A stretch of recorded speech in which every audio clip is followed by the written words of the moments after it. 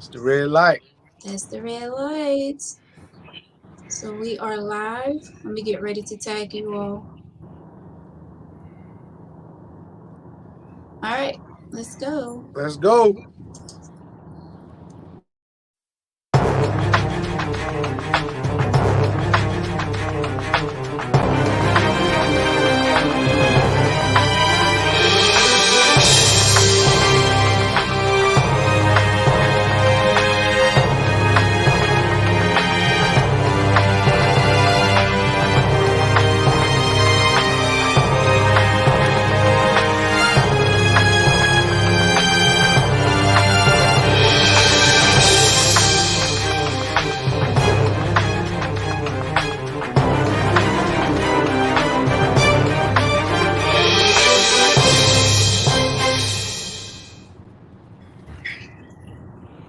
Welcome to Tangy Tea of Life, everyone.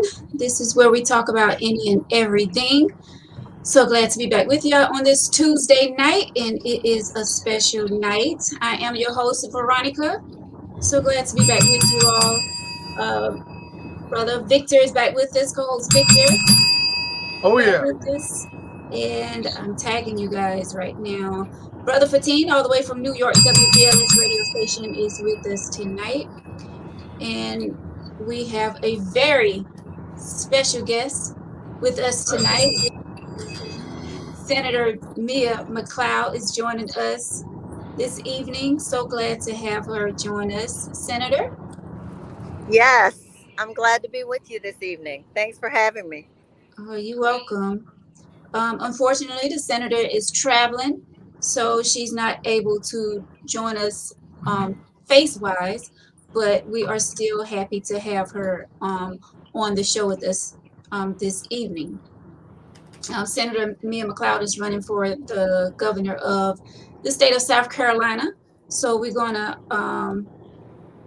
jump right into things because we know that you are traveling and you are a busy woman right now, so we're not gonna hold you up too long tonight. All right, Senator? No problem. No problem. Glad to Let- be here. And I'll turn my camera on as soon as we get to off of these back roads and I have better service. Sounds Okay, good. Yep. thank you. All right, so let's get right into it. Well, first of all, Senator, tell the people a little bit about Mia Mcleod. Not as far as the politics side go. We want to know about Mrs. Mia Mcleod. Give us a little bit about yourself. Sure. I was born and raised in rural South Carolina in the big city of Bennettsville, South Carolina. I am a working mom, a business owner, a sickle cell warrior, and a sexual assault survivor. I've served in the South Carolina Senate for 6 years and the South Carolina House for 6. And I am all about the people of South Carolina. Yes.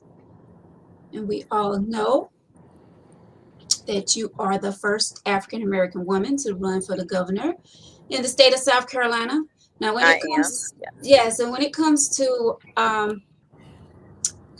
people, deciding to vote or whatever, I mean, you can say that you already have two strikes against you, right?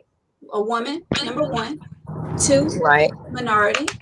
Yes. So instead of getting to know you, you do have some people that is already judging you because of that. Right. Yeah. Oh, So there how you did go. there you go. So glad to see your face. It's good to see yours too. Thanks for having me. Yeah, Uh, all of that. I wear all of those hats. I am a woman. I am black. I'm the first black woman to ever announce a run for governor in our state, ever filed to run for governor in our state. mhm. And I tell people all the time, I'm not. Representation does matter. Don't get me wrong. But I'm not running to make history. I'm running to make a difference. We need change in this state.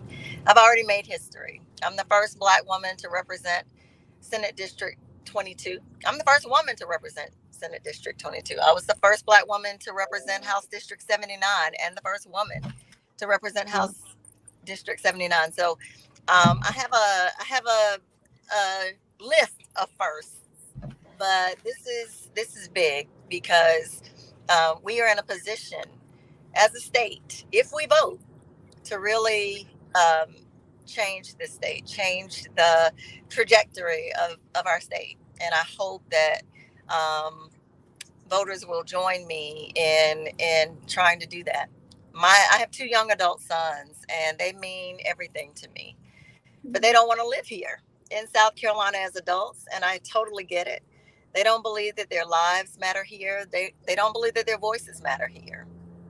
And the truth is, young adults like my sons have been leaving our state for decades. We've been losing our best and brightest young people for years, and nobody said a word. They're leaving our state in search of higher pay and equal opportunity and a better quality of life. But I just believe we can change that. I don't think you should have to know somebody to be somebody who matters in this state. South Carolina should be a place where all of us can thrive, and I'm committed to that. Right. That's good to hear, and that's true. My nephew, he left right after he graduated from Francis Marion University, and he moved to California, way out there. Right. Yeah. Right. Yes.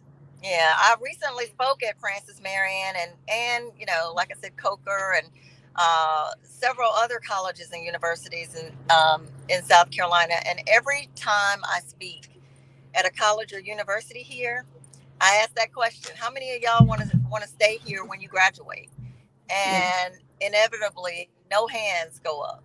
And people are like, oh, I mean, they're like, I'm ready to go now. Like, I got one more year, I got one more semester, and they are ready to get out of South Carolina. My baby boy went to college in Colorado, just graduated from Colorado State University because he didn't want to stay here. He wanted to get as far away from South Carolina as possible. And that is what our young people are feeling and doing. And if we don't stop that, we're going to have a state full of Henry McMasters.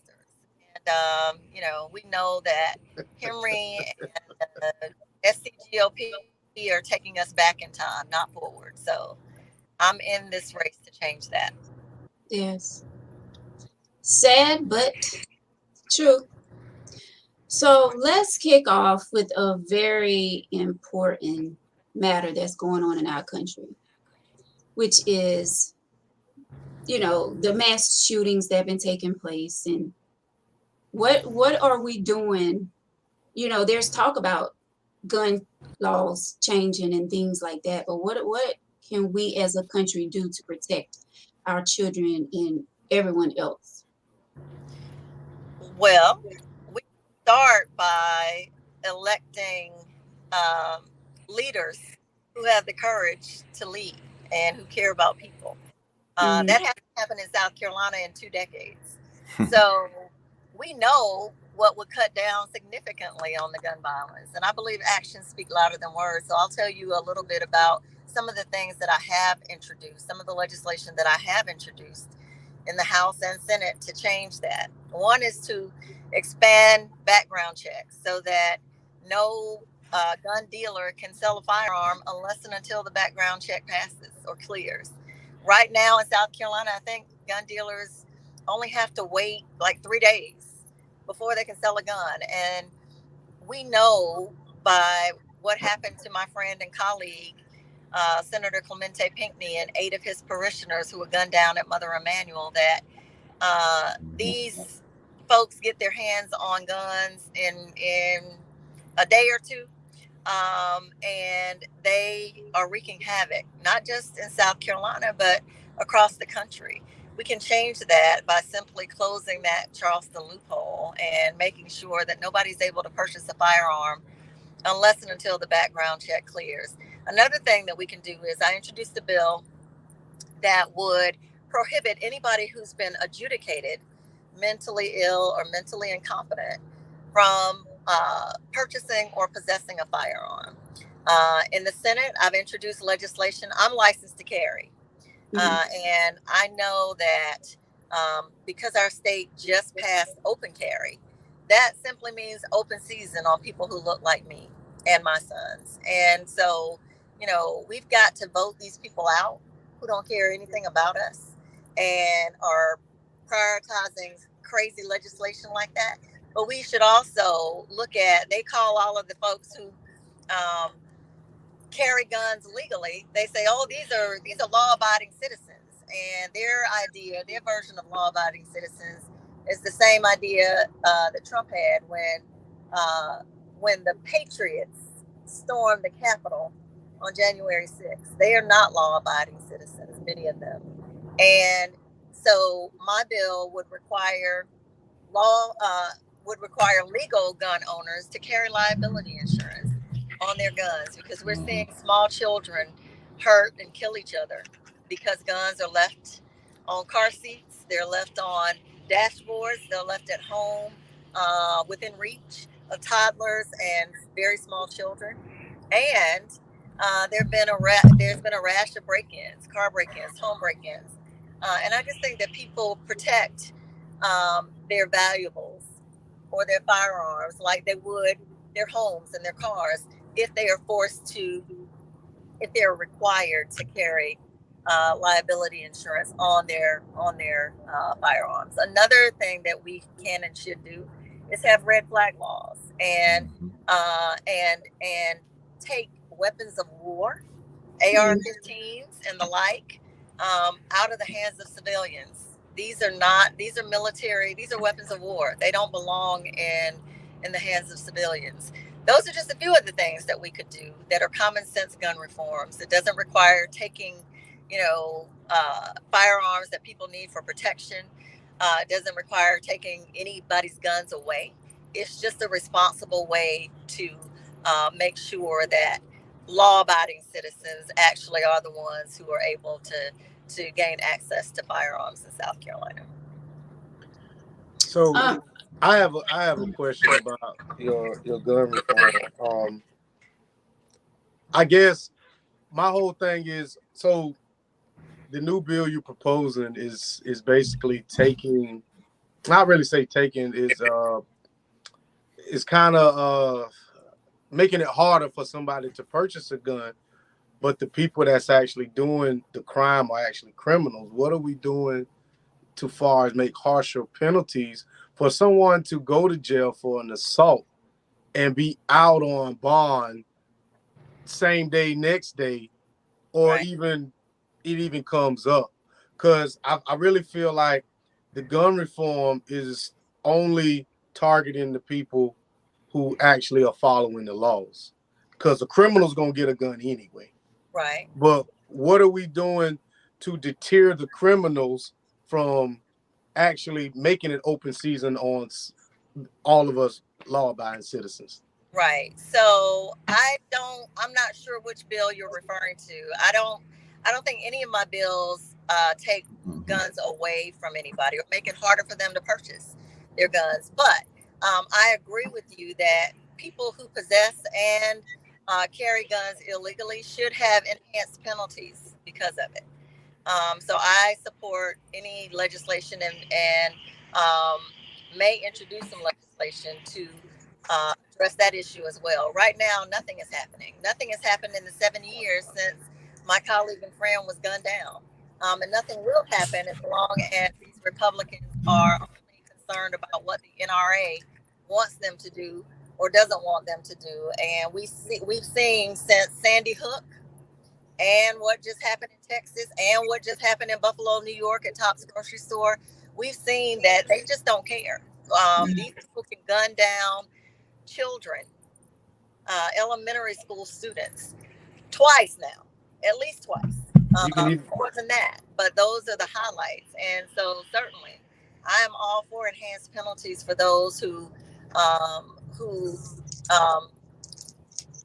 illegally carry guns or use guns illegally. But here's the thing, like you said, criminals are going to get their hands on guns.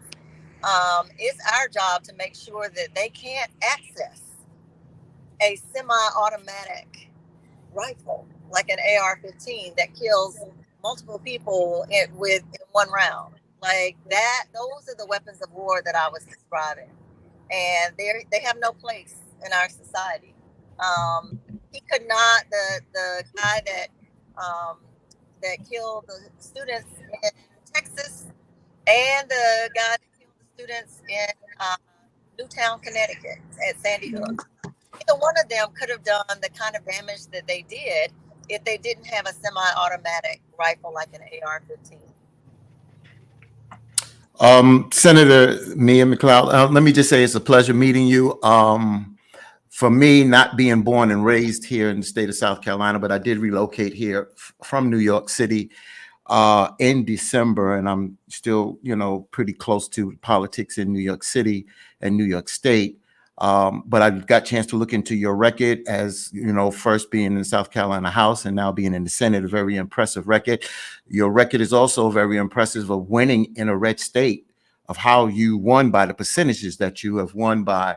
And, there's a lot of issues that, we want to present to you tonight. But before I present my first question, and it deals with one of the proposals of trying to bring $15 an hour across, the board, because when I spoke with my cousin who is in college trying to make ends meet, and she told me she was making $2.50 in a restaurant, I think that is ludicrous. I think that is disrespectful at the end of the day. But before you answer that, when I get to that question, I would like you made news today.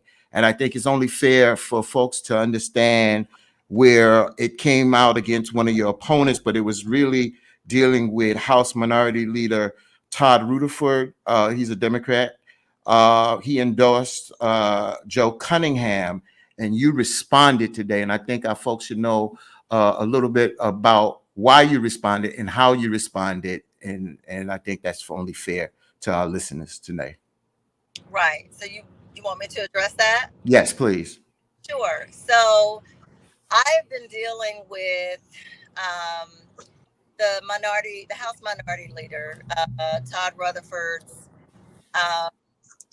He has been coming for me since January of 2021, when in South Carolina, senators get to appoint magistrates, right? And so I was not attempting to appoint his wife. I merely had an opportunity to sign off on her appointment or not, and I chose not to. And he didn't like that. And so he's been coming for me since then. And I have not said anything. I've not done anything. I've not done anything to him or his wife. It's my name, and I get to decide when and how and where and on whose behalf I use it. And so I told him that very thing, and he cursed me out. Crazy.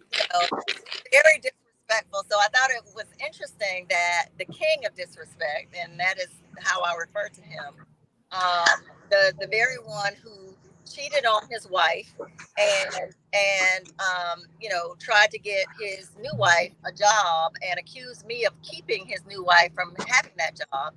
I have one name, and it's a good name, and I don't plan to put my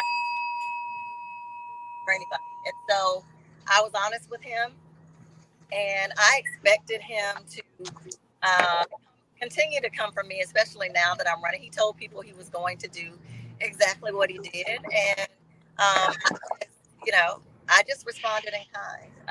And to think that he is accusing me of doing the very thing that he was doing to me at the very same time that he was doing it to me, in terms of disrespecting Black women, I just think that that's ludicrous and laughable. But it took about 15 minutes out of my day today, and now I'm focused. I am still focused on winning this election and beating Joe Cunningham. Both of them are Republican lights. They run as Republican lights. Todd has really lost his way as the minority leader, which is why he's had such trouble holding on to that. The Democratic caucus members challenged him because of it. And he's always been looking out for Todd. I'm looking out for the people of South Carolina. I don't want to divert any more time or attention away from race. Okay, you must be still on a back row, Senator. Okay. Yeah, Yeah, your going voice in and went out. out. But I just wanted to ask that just to give you a chance to explain since you made news with that today. But if you could go into a little bit about your push for the $15 an hour, because that's very Sure. important because it talks about what you talked about. You have these young kids graduating from college and leaving South Carolina because, gas inflation is going up, gas prices are up, cost of living is going up, but wages are not going up. So let's Right. talk a little bit about what you're pushing for this $15 an hour across the board here in the state of South Carolina. So that is an excellent question because the very Republicans who are making sure that South Carolinians continue to work for slave wages are Hmm. the ones who've never had to work for slave wages. And so I am committed to making sure that we continue to fight. I can't win this fight for the people of South Carolina by myself. But if you send me to the governor's office, and if the people of South Carolina send me to the governor's office, they know that they have a fighter and somebody who is not going to back down to the Republicans. As a small business owner myself, my family has been in business in this state for 108 years. So I am definitely not one who believes their lies when they say that they are pro business, because you can't be pro business without being pro working people. South Carolina, under Republican uh, control, has never been pro working people. There is no balance. And so I will continue to fight the Republicans to make sure that this is a state that my sons and your children can thrive in, plain and simple. I can't, I wish I could issue an executive order as governor and raise it immediately to $15 an hour. So I don't know, I can't do that, but I can work with the legislature and continue to use my voice. I'm not afraid to use my voice for the people of South Carolina. That's what I've always done. It's why I've always won. It's why I have not lost a race in 5 consecutive elections, even when the Republicans spent hundreds of thousands of dollars to keep me out of my swing districts. So this is war. This is a race we can win, but it's not going to happen overnight. We're not going to change the minimum wage from $7.25 an hour to $15 an hour overnight, but it's a fight worth fighting. And I have been fighting on the front lines of this fight, not only for raising the minimum wage to a living wage. I introduced the bill during the pandemic when I discovered that South Carolinians, over 1 million South Carolinians, were unemployed through no fault of their own because of the pandemic. And they were receiving anywhere from $42 a week to $326 a week. You can't live on either one of those. At the very same time that we had federal dollars coming into this state to supplement Hmm. those weekly slave wages in terms of the weekly benefits. And Henry McMaster pulled the rug out from under South Carolinians and took the federal supplement away from them to force them back into unsafe workplaces for little pay and no protection. And so I exposed that. My bill exposed that. And uh, now, because of my bill, there is a class action lawsuit. Uh, South Carolinians are suing the Department of Employment and Workforce to make sure that they get every penny of their unemployment uh, dollars. And so, it's not always about the big wins. Sometimes it's about the small victories. And that's definitely a small victory for South Carolina. And I will continue to fight until every South Carolinian has the ability and the opportunity to earn at least $15 an hour. I've got the working people with me all day, every day. The International Longshoremen Association, the local longshoremen, the state AFL-CIO. These folks, these unions have been vilified by Republicans for years. And why? Because they are the ones who are protecting South Carolina workers and making sure that they have fair pay, that they have safe working conditions, that they are able to, live and thrive and do for their children like these Republicans and these good old boys and gals are doing for theirs. And so I'm proud to stand with the working people of South Carolina. It's a new day. and we are going to transform this state into a state that we recognize, a state that we can be part of and proud of. And so I'm all in for $15 an hour and raising weekly unemployment benefits so that the employers aren't the only ones who are benefiting on the backs of the hardworking people of South Carolina. Thank you. So Senator, I got a question. I know you say you want to raise it to $15 an hour. You know, I'm a union worker as well. I'm part of USW 1877, and I'm a Democrat. I've always voted it, but I also believe in trickle down economics. So how can raising a wage help the company keep the workers once your overhead goes from here to here? So, and I get it, you know, everybody deserves a decent wage, but if a company can't afford it, what are we going to do to make sure that the companies can actually keep their workers once it's raised to a level that high? So we're talking Well, what, here's the thing. almost $8. Right. Here's the thing. It's not going to go from $7.25 to $15 an hour overnight. But Correct. right now, because of this pandemic and because of the disparities that were made so much worse by our Republican controlled legislature and our Republican governor, businesses are struggling right now. And they are paying people, some are paying a little over $7.25 an hour, and it's still not enough. Some are paying, what was considered a decent wage, $10 or $11 an hour, and it's still not enough. And so people are not. These businesses are struggling because they don't have workers who are loyal and committed to the work, because they know they got to leave there and they got to drive for DoorDash. They got to drive for Uber. They got to go to their next job, including teachers. So it's about finding balance. We have to find some way to balance the scales for employers and working people. I'm both. Like I said, my family's been in business for 108 years. And that is not by chance.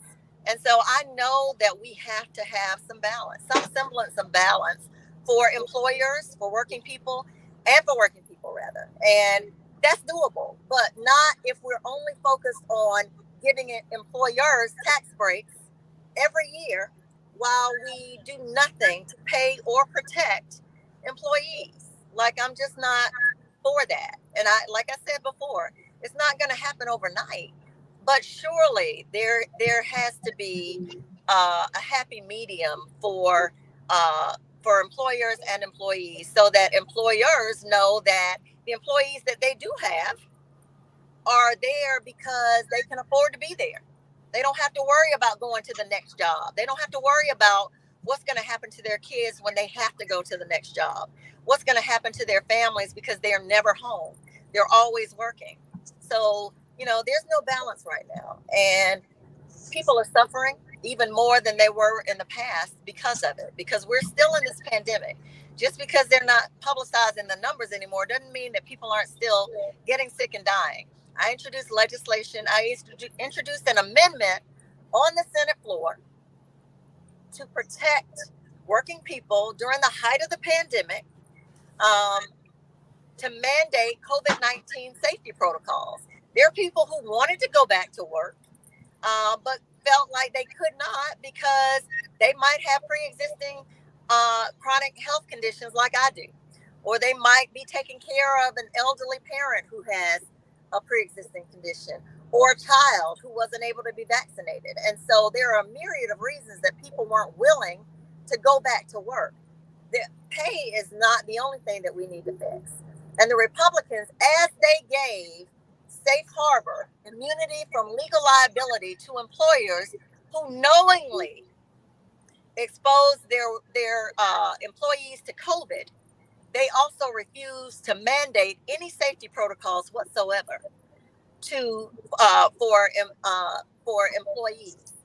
And so, that is what we're up against. And I want you to know that I have gotten the endorsement of the steel workers as well. And I just went to Georgetown to speak on behalf and advocate for the steel workers so that they don't close the mill, so that working people have a fighting chance. Everything that we do, everything that has been done to build this economy has been built on the backs of working people. And now we have a governor and a Republican majority who is intentionally sending people back to work for slave wages, knowing that they can't provide for their families, knowing that they are not safe from this virus. They aren't, if the virus doesn't kill them, the stress of working 3 jobs will. And so I'm all about balance. And when we are able to balance the scales, I will make every effort to do that. But we're a long way from that now. And I'm going to continue to fight for $15 an hour because the research shows that is ground zero when it comes to a living wage that will give South Carolina a fighting chance. So Senator, I want to jump in, but I'm just say one more thing. So you went to Georgetown, but you couldn't come to the paper mill in Florence. I feel a certain type of way. I'm gonna need for you to come to we still workers too now, so I'm gonna need for you to come down there to the paper mill. Well, when I went to Georgetown, I was fighting for all the steel workers, not just the steel workers in Georgetown, which is why the entire USW has endorsed me. But invite me to Florence. I'm happy to come to the PD, back to the PD. I was in Florence today, as a matter of fact, talking to a group of people about the challenges that we face in South Carolina. So please don't be offended that I didn't come just to your steel mill, but I'm fighting for the steel workers and all working people across South Carolina. And if you invite me when I am able to get there, I will come. Senator, I want to quote, I want to read something that you quoted to the press. You said, I want to be the person that is running, not because I'm a woman and not because I'm Black, but because I am so connected to and so much like the people that I represent. And I say this a lot to people, like, you must get out there and vote, but you don't need to vote just because this person is Black, just because he's a woman, just because he's a Black man. You need to vote for the person that you think is going to get the job done. That's right. So let's get into your debate is coming up, correct? Yes. The debate that I had to demand. Yes. It is coming up on Friday. After early voting closes, which is also intentional, but yes. Yeah. So what I mean, do you have anything to say about that though? Because a lot of people are caught up, I'm going to vote for this person because of this. I'm going to vote for that person because of that. Yeah, I've got a lot to say about that. I do believe that I have more of a connection to working people because I have always or to the people of South Carolina because I wear so many hats. Like you said, like we talked about earlier, I'm Black, I'm a woman, I come from a rural community in South Carolina, a rural, underserved, forgotten, neglected community in South Carolina, I might add. I'm a sickle cell warrior. I live with a chronic health condition. I am a working mom. I'm a sexual assault survivor. So, those are many hats that a lot of elected officials have not worn and will never wear. And so that alone, those perspectives inform the way I show up for the people of South Carolina. And it's probably why I am such a fighter when it comes to the things that I know South Carolinians need and care about. And so I don't want anybody to vote for me just because I'm Black. I don't want anybody to vote for me just because I'm a woman. Those are just bonuses. I want them to vote for me, not only because I have the biggest and the most connections to everyday people across South Carolina. I'm the only qualified candidate in this primary who has state government experience. So let's talk about that for a minute. And I'm the only candidate in this race, including Henry McMaster, who has state government experience in the executive and legislative branches on both sides of the aisle. So I'm not just running for kicks and giggles. I can think of a lot of other things that I would much rather be doing. But I know why God has me in this space. I have a big voice and I'm not afraid to use it. And I'm going to continue to fight for the people of South Carolina. And that, you know, um, in addition to that, I tell people all the time, don't just vote for me or anybody and think that you have done your civic duty. There's so much more to it. I want you to hold me accountable for the things that I say and the things that I do. And make sure you understand what votes I'm taking and how those votes or how my actions as governor impact you. Because at the end of the day, everything that I do in the South Carolina Senate impacts every person in this state. My vote does not just impact the people of Senate District 22. It impacts all people. And so I don't want you to just hold me accountable, though. I want you to hold all of your elected officials accountable. And I said that to Florence, to the people of Florence today, because that is where our power is. That is where our power is as voters, as community members. We have the power to elect and unelect every person who is serving, whether you voted for them or not.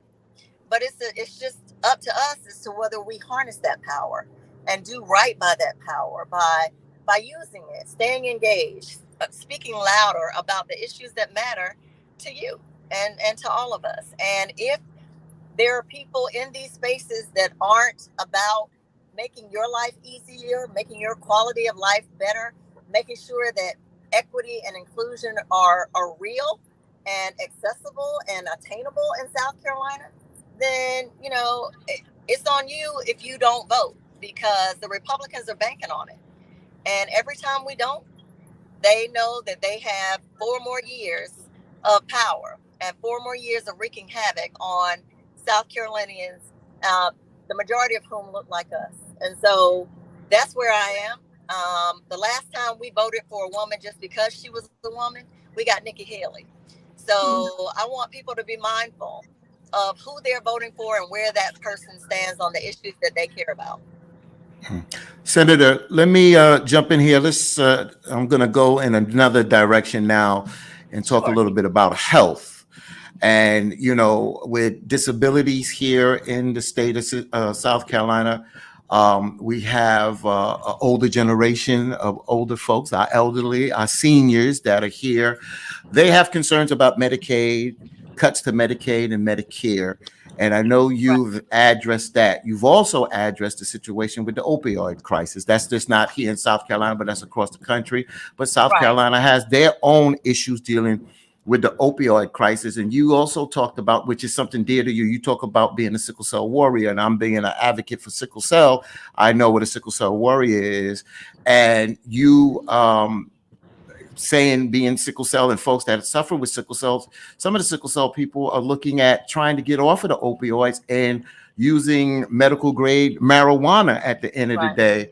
And I want you to kind of address that, but I also want to address one more quick thing with the sickle cell is to look at across the board in South Carolina, this treatment of how folks with any health condition, but for being an advocate for sickle cell and having that disease, of making sure that people are treated fairly, that when they walk into the emergency room or have to go to their doctor, they don't look like they are abusing medicine, because as you know, the statistics talk about that there's a very small few that suffer with chronic pain that abuse their pain meds, but they are stigmatized that they are frequent flyers coming in to get that kind of med. So if you could deal with those questions there. Absolutely. Let me just say right out of the gate, I have always been a fierce advocate for the legalization and decriminalization of marijuana.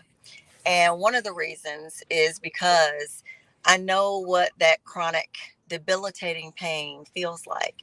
And I talked about it recently on the Senate floor. It took us 3 weeks to debate a medical marijuana bill. 3 weeks, because we had Republicans and Democrats who felt like, who tried to throw all these things into the mix. Oh, marijuana is a gateway drug. Oh, these people are showing up at the hospitals, and how will we know that they need marijuana? How will we know that they aren't just trying to get their hands on marijuana? Well, we know what we do know. is that South Carolina has one of the highest rates of opioid addictions and deaths. And during that debate, I took an oversized bottle of opioids, oxycodone to be exact, that I Percocet. tried years ago. And it was oversized, and it still had half of them in there because I was afraid to take it. So I just dealt with the pain as I could, as much as I could, without trying to overdose on oxycodone. And we had SLED and the Sheriff's Association, who were eerily silent when it came to open carry, because open carry it means open season on us, so they don't care about that. But they were adamantly opposed to medical marijuana, and um, I am one of those people who I didn't have to hear the testimony, although I have heard testimony of those who not only suffer with cancer, PTSD, lupus, sickle cell, epilepsy, and so many other conditions. We have been hearing the pleas and the cries of South Carolinians for years, not just now when, and I've co-sponsored legislation to legalize it. I've sponsored legislation to legalize it. More recently, I just introduced a bill not long ago that would put it on the ballot so that voters could weigh in and just tell these Republicans, hey, this is where we stand. We know that South Carolinians overwhelmingly want marijuana legalized. I'm tired of seeing young adults who are my son's ages or younger have their futures ruined for simple possession, going to jail, going to prison for long stints, for long periods of time, for simple possession. Meanwhile, when I'm a graduate of the University of South Carolina, and every time I go to a homecoming game, it seems I'm looking at students who don't look like me, sitting on rooftops, guzzling liquor and beer, sliding off the rooftops, stumbling to their cars, walking right by law enforcement.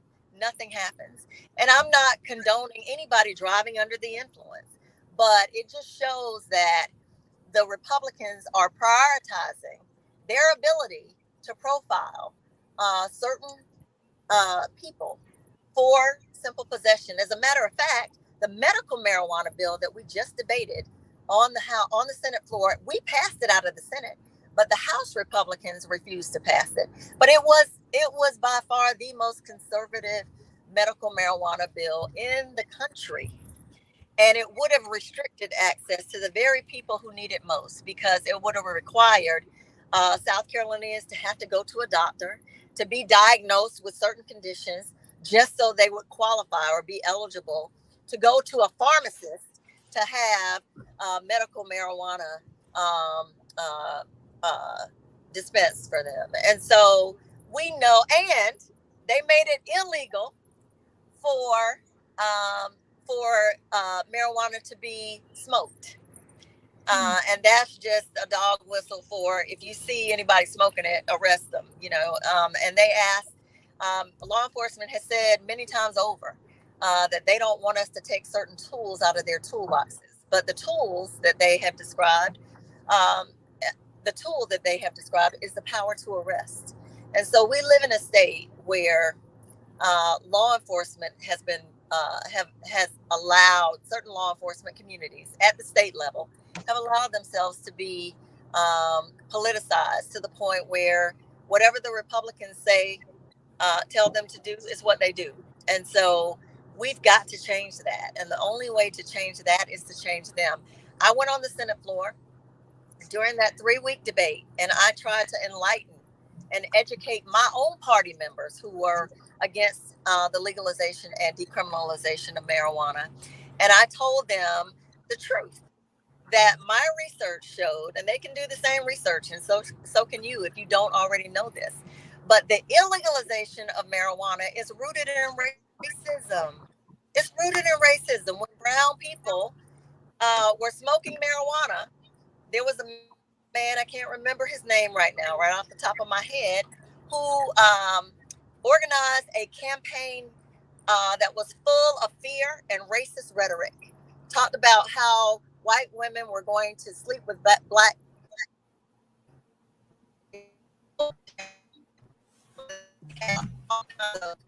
um, you know, and campaign tactics to make sure marijuana was an illegal substance, and so it is still illegal in the United States. Although some states have legalized it, and the states that have done their states a tremendous favor. It's been a significant boost to their economies. It has lowered.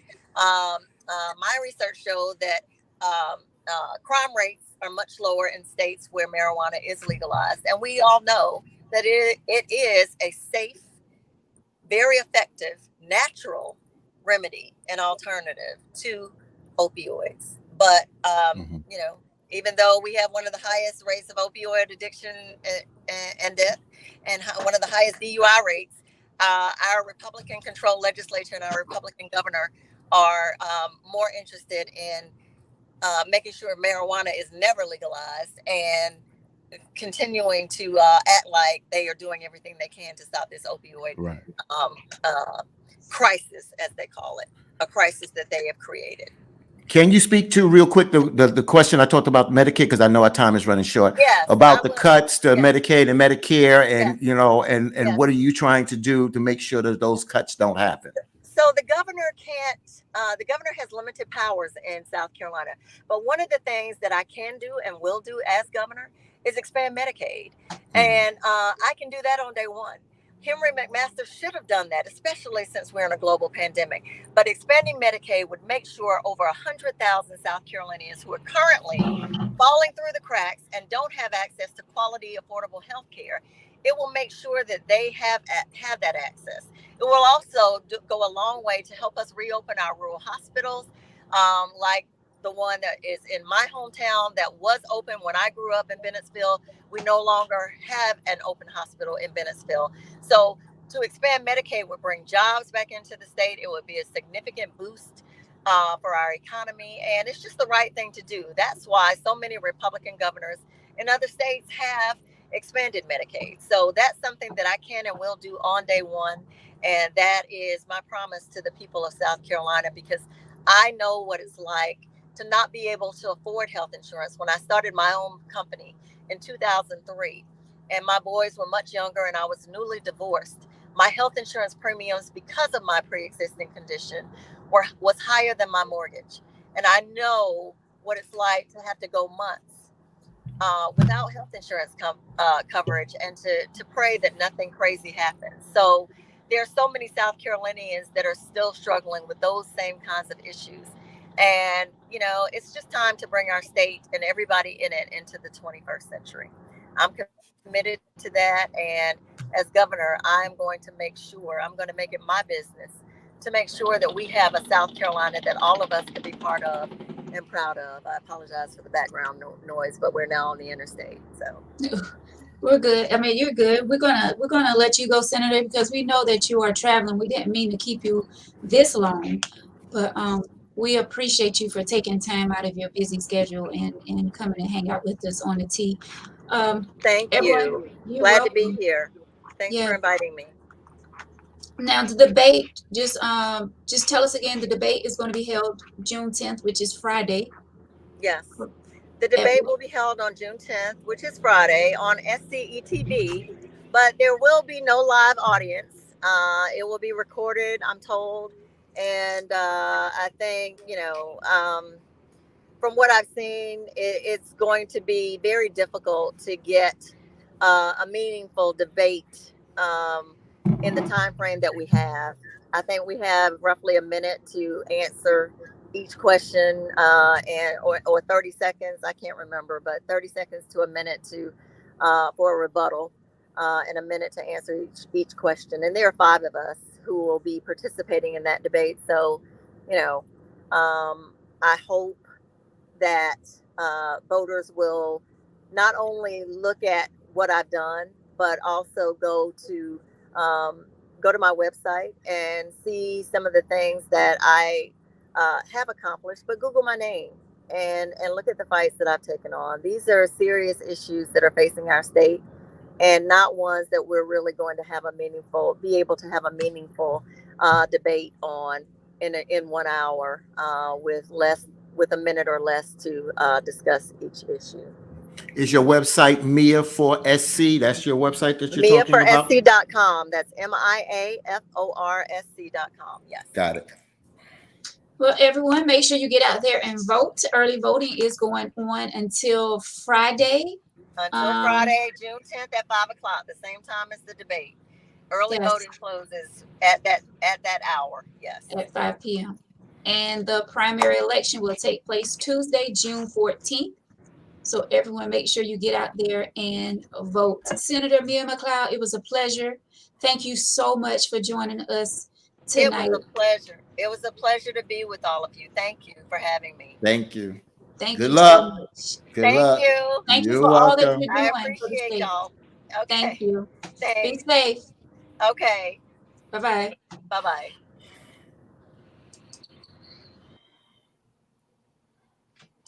Well, that was that was a great interview. Now we just, as the people, we got to do our part and get out there and vote. Not telling you who to vote for, but we need to do our part and vote, because, you know, so many people are, you know, talking about change and what the state is doing and what's not going on in the state and this and that and that. But in order for change, we all know we have to get out there and vote. So let's do that, people. Rock that vote. Once again, thank you to Senator Mia Mcleod for joining us on Tangy Tea of Life with this messy show. So with that being said, let's get to it, baby. So I tell you something, boy. I was sitting here, whoo, but I'm going to vote for Mia. I'm not gonna contribute no money because I ain't got no money. But yeah, I'm gonna vote for her because she took the time to come on our show, and she deserved my vote. So I can't speak for everybody else. I appreciate, you know, for me, you know, I just changed my driver's license over. So voting here, I don't know if I can do it by that time of the primary, but I like what you all had to say. Veronica, I like what you said about, you know, not voting because she's Black or she's a woman, but honestly understanding. And that's why I started with her record, because she's been in the House, she's been in the Senate, but you got to look at her record. So Google her, like she said, Google, go to her website. I hate when politicians have to come on and sound like a politician. I saw some of Victor's reads. I see Victor looked up, and see what happens is when they get out and they get to know you, not when it's a campaign, but when they come on regularly, they talk to the people more regularly and people get to know them. But now her back is like, she has a bullseye on her back. Her back is against the wall. In the polls, she is running second to the congressman right now, but she has really done well when she's run in this red state as a Democrat. She has really done well. So you have to look at some of the things that she's talking about. And honestly, and Victor and Veronica, you live here in South Carolina. I just relocated here. And, you know, my views are a little different than some of your views, but it's just, you're right. A lot of people are leaving the state, especially some of these young folks, because the opportunities are not here. And we got to get those opportunities back, and there got to be some change. And I like the question, what you said, Victor, about the companies, even though, you know, a lot of these companies, like you said, if they raise the wages, it's going to hurt them. But a lot of these companies have pimped their workers for so long. Not every company, Victor, and I agree. But there's a lot of companies that have done that, and they have misused themselves, and they hurt those other little companies that are trying to do the right thing at the end of the day. So government needs to find a way to make this more of a balance that works for everyone across the board. Thank you. All right, so can we get on the bullshit now? Oh gosh, that was good. That was good. It shows that, you know, what we do is important. So that's good. I'm glad that we did this. The tea is for everyone. Yes. All right, Victor, get on with it. Cue the music. Cue the music. All So right. I had a discussion today, and it alludes to the very first time that I've ever been on the Tangy T with you, Tawan, and you and Tawan and myself. And I want to ask y'all, Veronica, can you please give your opinion on it, and Fatine, what are the qualifications that a person must have to even date someone? What are the basic requirements that someone should have to even say, I am eligible to date? Veronica, you want to start? Minimum now. Soap and water. Soap and water. That's the minimum. Soap and water. Go ahead, Veronica. Ladies first. The minimum. A job, a job. I mean, there's more than one minimum requirement, but I'm just saying for a man to come up to you and say, I want to take you on a date, what is the minimum he must have? I'm not talking about looks. I'm talking about the minimum. A job. He's got to have a job. Clean breath.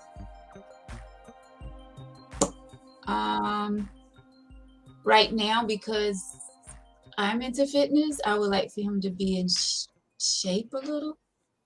Man, I ain't talking about muscles after muscles, flat stomach and all. We're not talking about fit. We're not talking nothing physical. Well, I don't know. It's hard. I already said mine. A job and clean breath. All right. So you want me to jump in now? And what you said about the wash rag or something, Fatine? That's just soap and water. Soap and water. Soap and water. Must have. Well, okay. If we're not doing appearance, then yeah, go ahead, Fatine. All right, so it's interesting, and you talk about the physical. So I think that the basic minimum of somebody going out there and dating someone is, and I don't want to sound cliche-ish, but I'm gonna sound it. Yeah, is that you gotta have a good personality, you gotta know yourself, and you gotta know what you want. And I think if you know some of those things without, you can't get away from what Veronica said. You're going out there trying to date somebody and can't take care. I'm talking about adults. I'm not talking about kids that are 12 years old and live with their mama and date somebody. I'm talking about somebody that pretty much on their own as an adult. Grown folks. Yeah, grown folks. You got to be able to know what you want. And when I say know what you're looking for, and I just think, and again, I can't say honesty. I don't want to get into that part, but I just think that you should know what you want, and have respect for other people, have respect for yourself, and respect for other people. So you know what my minimum is? We were talking about appearance. We're not talking about appearance, right? My minimum, transportation. You got to have some transportation. I'm not saying you got to have a car, but you at least got to get there. You got to have feet. So you got to have feet then. However you get there, because that's the next thing, right? You got buses, you got taxis, you got, like I said, I was having this conversation with someone and we were just talking about the bare minimums. And I think, the bare minimums is you got to be able to understand that you are ready to date. To start with, we're talking about dating, and you got to, you know what I'm saying, you got to have transportation, you got to have the know-how to want to date, and you got to be financially able to date somebody. You don't have to have a job to be financially able, but you at least got to be financially able to do something. Good point. I mean, we associate job with that. All of these are good that's coming through. Well, I'm not going to say a job because not everybody who's financially able don't have a job. That's true. Have a job. That's correct. Well, they didn't hit the lottery, or they came into some insurance money, inheritance. Yeah. Well, it's not really that. I mean, you could be on unemployment and be financially able to date somebody. You would date someone on unemployment? I mean, if she's financially able to support herself, yeah, I would. I mean, and that's the thing. We're sitting here. I don't want to go back to the previous conversation, but we talk. It's that slave mentality saying you have to have a job to date somebody. All you have to do is be able to be self-sufficient. You don't have to have a job. You can pick up cans all day long and turn them in. That's a job. That's your job. Picking up cans, that's your job. Not a job. That is something you do. Or like Patricia said, retire. What if I want to go to the old folks home and get Miss Shirley and knock her wig to the side? She get a check. I'm just saying. Some people into that. Retired people, they want to date too. You don't have to have a job to date. But they getting money somewhere. That's somewhere. what I said. You got to have, the financial stuff. You have to be financially able to date, but you don't have to have a job. Nah. And I think dating comes in different degrees, Victor and Veronica. And what do I mean? I think if at 24, I'm just using a number right now. At 24, when you're dating someone, you're looking possibly for a future with a person, possibly children, this, that, and other. You get 55, you got grands, and you are out there now back in the dating world and dating pool. Your dating perspective can be different. It can be different. It could be with a future. It could be companionship. It could be so many different things. So I think dating has different degrees depending on where you're at in life. Yeah. Oh, we know, Mr. Salmon. You holding something over there. So that's what I'm saying. You don't have to have a job. Yeah, you have to have a job. So somebody said I was wrong. Carol says I'm wrong. I don't know what I was wrong about because. Yeah, what is you wrong about, Carol? Because the thing with, and I've always said the thing about right or wrong is it's all relative. It's all relative. So, that right there. Your retirement is the same as having a job because you get a paycheck. It's coming through. That's not a job. But it's associated with a job. Yeah, it's financially stable. Yeah. However she wants to label retirement, but retirement is not a job. Right. But it's a consistent check. Right. So job, financial stable. Yeah. And a job is if you get a retirement check, it's from something that you've done in a sense of some kind of work or labor. It is. There's no ifs, ands, and buts about it. So it's just an extension. It's just an extension of a job or some kind of labor that you have done. When you fill out an application for a loan, they ask you, are you employed? You don't put down retired. You are unemployed on a fixed income. So retirement is not a job. No. That's not what I'm saying, Victor. A retirement is not a job. I said it's an extension of a job. That's all I'm saying. It's an extension of a job. A retirement is something that you basically get the benefit from working or some type of labor. It's not the same as equivalent. It's an extension of the work and labor that you've done in the sense of the retirement, unless a wife gets a retirement check from her husband, but it's still an extension of the labor that he has done or vice versa. So that's all I'm saying. Not saying it's the same, but it's just equivalent to it. Correct, Victor. It's not a job. Right, but it's the equivalent. Carol said, thank you for team. Yes, I mean, however you look at it, it's not a job. That's right, Thomas. You earned that. That is correct. But it's an extension from what you've done in a sense of work or labor. And I mean, labor could be a check from the armed forces. It's still, I'm looking at it from that perspective. A veteran or whatever. Yeah, definitely not a job. Definitely not a job. Oh, sorry. Not true, Victor. Most retirees make more than working. She's saying most of the ones she knows, because it's 300-400 million people in the United States, and most of them are living off of Social Security. So I don't know about that, but however you want to word it, is how you word it.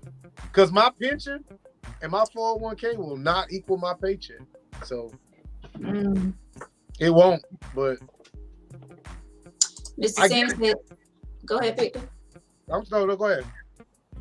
Everyone is eligible to date because there are men and women in all types of situations, and that is the truth. There's someone for everybody. But see, I understand what he's saying, but the only thing that I'm going to say about that, because there's different classes when we start coming to dating, and it's gonna, and I know I'm gonna rub some people the wrong way when I say this. If you don't have transportation, why is it up to me?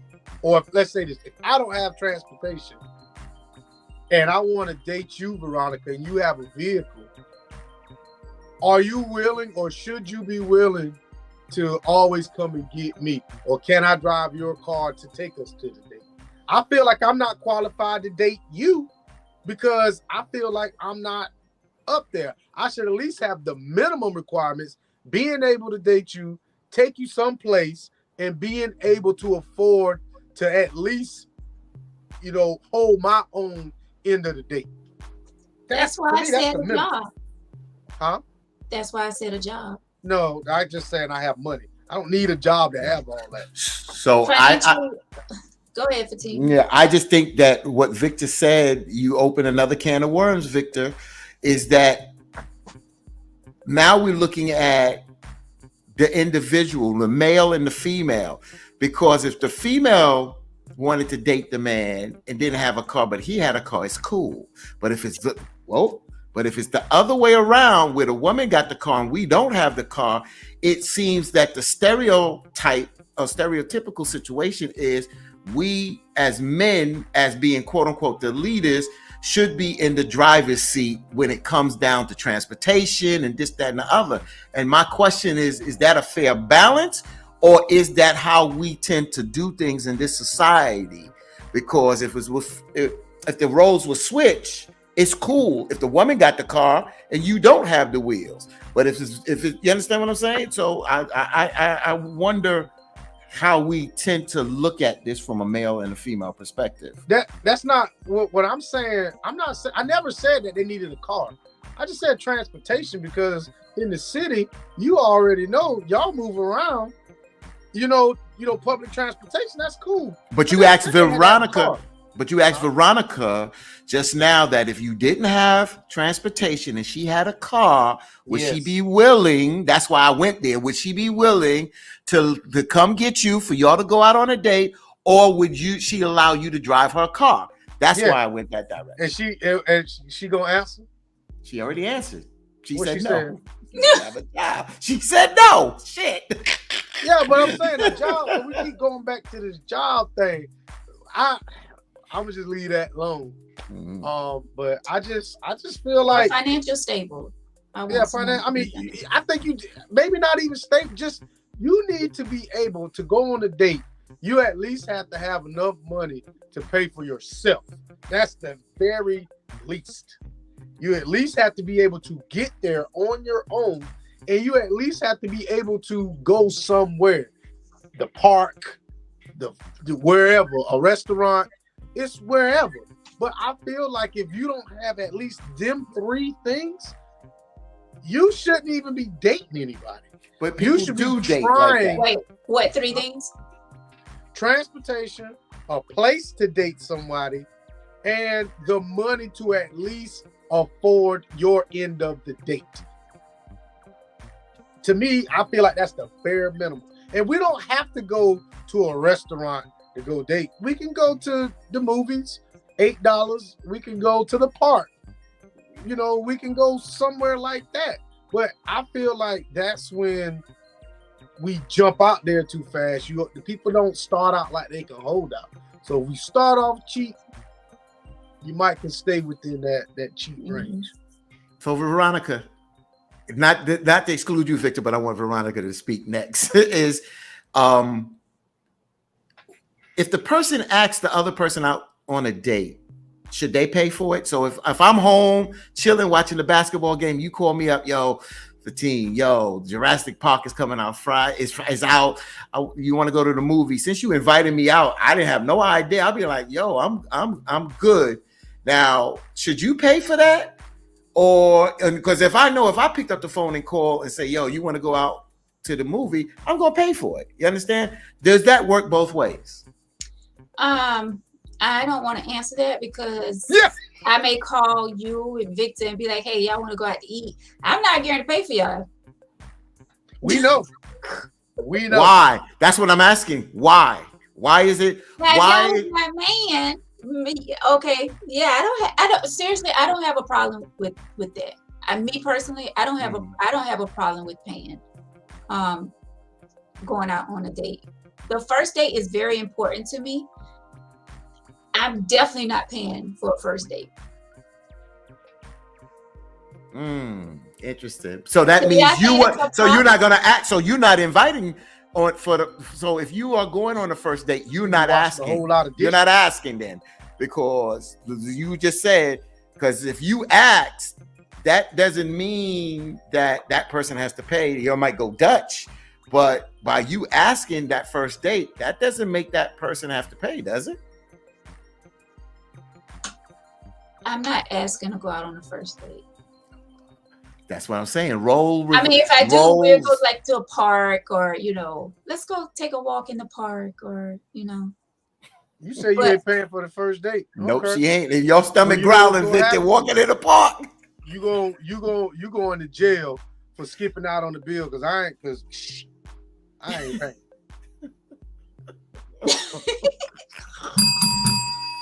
And I agree, Carol.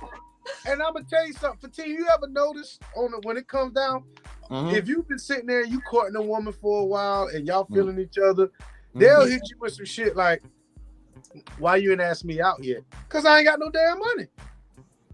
That's why I ain't asked you out yet. I can't afford to go to Ruth Chris. You better sit down with me at Western Sizzler. That's your choice. Why would you take but why my spot? Why would you go to Ruth Chris? First date. Why would you take a first date to Ruth Chris? Because that's all y'all talk about when we first meet y'all. All these expensive places you done been. Lies. I don't know who you dealing with, but that's not what all women. That's not all we do. We don't talk about expensive restaurants. Okay, so if you want to take your date to Ruth Chris on the first date, then hey, that's on you. You know, I take you to Ruth Chris. You know I'm in a hotel, so I'm a pass. See what I'm saying? None. You expecting something? You taking on the Ruth Chris? Mr. Salmon said, if a woman asked me out, I would pay. Cause he got it. Such a gentleman. Yes, Mr. Salmon. Look at that. Of course. Some of us ain't got it like that. So I mean, and that's the thing, I think it's come to the point now that the man, that's just what's expected. So if you expect me to pay, I got some expectations too.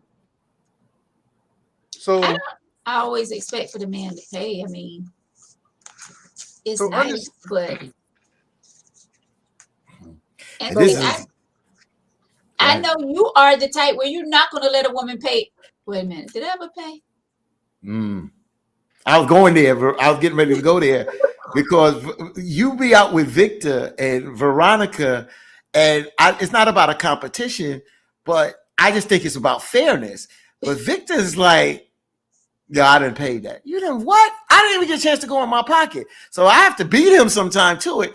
But he may talk all that, but you're a good dude. Yeah, we just hanging out. Yeah. We hanging out.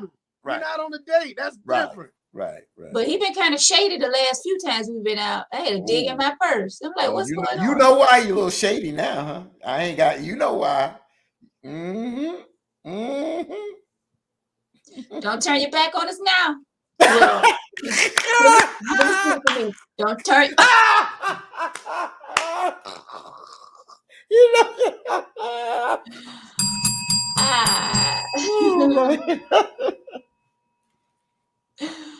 Like, what kind of women are you dealing with, brother? That's what I'm saying. You going to these expensive restaurants on a first date. But don't get me wrong, I want to go on a nice date. I do want the first date to be nice. Yes. But I'm not saying take me no Ruth Chris the first date. I'm not asking for that. So Fatima, let me ask you this. So let's say you want to take a woman out on a date, and would you take a woman to a place that you've already been, or that she's already been, or someplace new?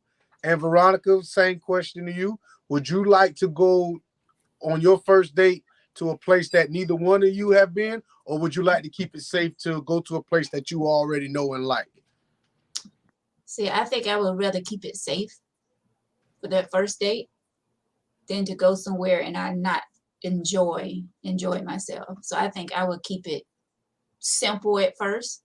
We're already been and I know the food is good and the environment. That's what I would do first. And then later on, we can start experiencing, places that neither one of us have been to yet. And it'll be our first time going together. That's me. 15. I think I'll ask the person first and see what they would like to do, and if it's something that I don't like when it wasn't a date, but me and Veronica went to the Mexican place. I'm not a big Mexican eater. You understand what I'm saying? But I was like, okay, I'm willing to try it at the end of the day. But I would rather go somewhere where we both feel, where one of us or could vouch for the place. And if it is unless I'm totally against, I don't eat Franks and hamburgers for dinner. You understand? I ain't going to no Frank place to eat no Franks. In New York, we got Nathan's. So Nathan's is where you can go get Franks and corn and all that kind of stuff. So, but, I would rather try to play it safe because I would like that first date to go well and where the food is not an issue and we just put it on the conversation, So that's my thing. I do want to say this without going into details. That somebody had said to me a couple of weeks ago that they wanted to take me out to dinner or lunch or dinner or whatever. Yeah, there's no do tell.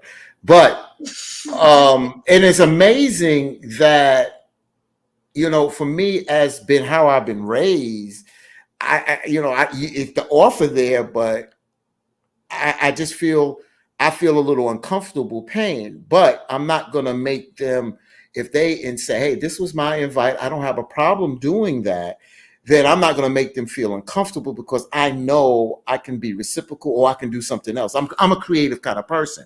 So if they offer that and do that and insist, I'm cool. But see, I'm a creative person. I'm going to reciprocate that back because that's how I am. And I think that's just about, I don't care if it's a date or a friendship or whatever. It's just that's how I believe in life, is looking out. If somebody's looking out for me, I'm gonna look out for them. And that's what I believe in, that's what I believe in. But if I'm dating someone, I don't have a problem picking up the bill, at the end of the day. I just don't. I don't. Mm-mm. You say if you're not dating? If they what? You say if you're not dating them, you don't have. No, I said if I am dating them, if that's my woman or whatever, I ain't got no problem with that. But if in a relationship, if my money's a little low and they be like, yo, I don't feel like cooking tonight, and I'd be like, yo, my money's low. You're like, yo, let's go. I got it this time. That makes you feel so good because that's what it's about. You're looking out for. Yeah, exactly. I love it. The team. Yo, what team y'all playing for? The team of Fill Your Belly. Y'all don't care if that man got $50 in his pocket and your meal $49.99. You don't care nothing about that. Don't start that. Because first of all, we don't tell you we only got $50. Well, see, then that's your problem. Shit. If you make money, then you ain't got no problem. Look, I just came back from Jamaica. My money low. You can't say nothing to me. I work 3 jobs. Shit. What the hell? Listen to Carol. It was something else Carol said, and I meant to go. Carol speaking a whole bunch of bull. Carol, hey Carol. Carol agree with me tonight. Wait a minute. Carol came up. Okay, it's 2 things I want to get to. Carol says I would prefer dating a retiree other than a person with a job because that check is coming on time all the time. Then Carol said I always suggest high-end restaurants. That's how I dine. If I have chosen him well, he can afford. So Carol, is Carol? Do you all know Carol? I don't think I know Carol. I just want to know. She's down in South Carolina, right? No. She's in San Antonio, but oh yeah. She did say that last week. I believe that's Mr. Sammy's sister. Okay, the reason why I asked because I wanted to know what does she consider a high-end restaurant in Florence or Darlington? That's what I want to know. Can y'all say that? Can y'all tell me what is a high-end restaurant down here? Yeah, I can What? tell you right now. Where? Mill Pond Restaurant is high end as hell. With who? Where's that at? Mill Pond Restaurant is high end as hell. I don't know what that is. I spent what 230, 240, 250. Oh, that's the somewhere up restaurant in that there. you posted like 2 weeks ago.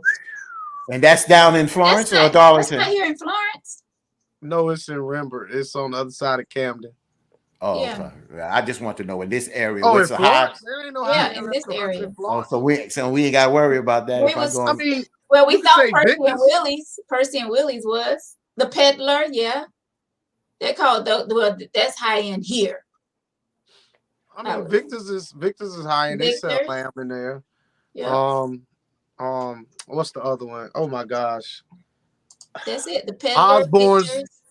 Osborne's when it was Osborne's. If you could ever catch them, they Yeah, got like a little piano man in there and all that other stuff. But they only open whenever. So but with Yeah, I these didn't high-end restaurants, is the food good as some of these quote unquote buffets that you go to that good food? Okay, they just do have ask. really good food. Okay. I've never been to the peddler.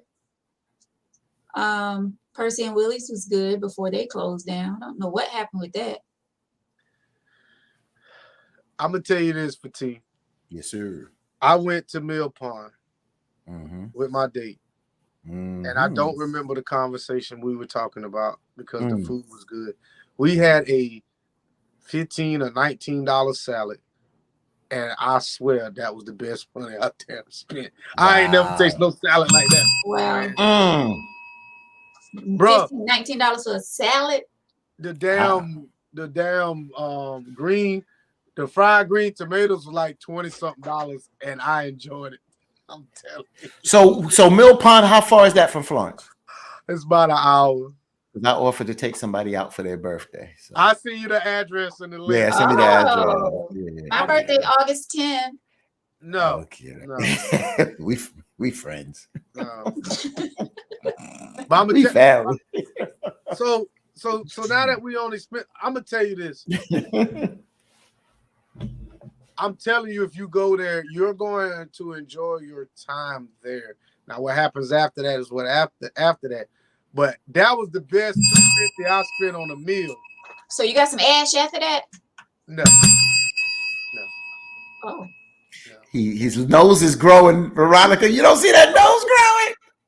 Well, you don't. I'm saying I'm a man. I don't lie on my bird, but I'm just saying no.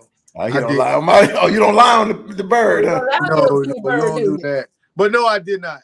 So the baby bird. Go ahead. But I'm just saying that's the best $250 that I spent, and I'm just like, it wasn't really. To be honest with you, I went there to try to impress somebody, but it turned out that I was impressed by the meal, and I think she was too.